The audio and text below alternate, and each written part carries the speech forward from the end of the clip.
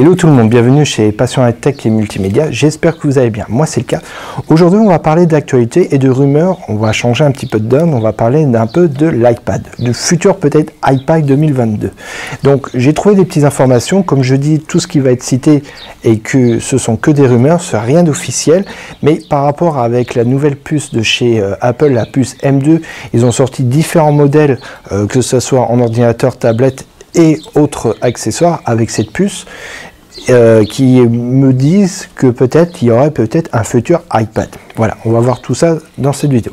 Donc grâce avec l'iPad Air, l'iPad Pro et peut-être l'iPad qui va arriver, donc c'est un iPad style entrée de gamme, donc qui est plus accessible, on serait peut-être dans un prix qui débuterait sur un prix de 389 € sur une version 64 Go et en Wi-Fi.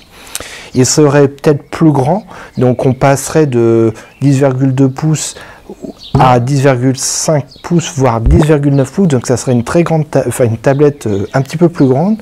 On passerait de l'écran LCD sur un écran Retina OLED, donc ça sera une très bel écran. Au niveau de son processeur, on serait sur une puce A14 Bionic qui va considérablement booster ses performances de 30%, donc ce qui n'est pas négligeable par rapport à ses anciens prédécesseurs.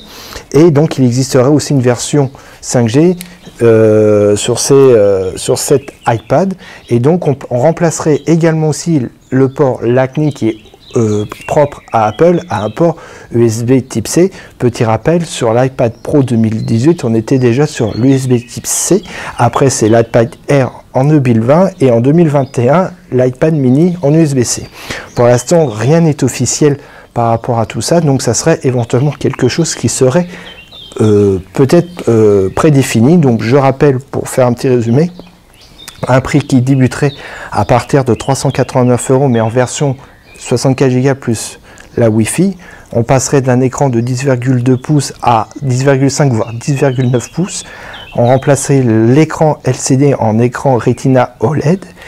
La mise à jour de la puce qui augmente de performance de 30%, donc c'est la puce A14 Bionic.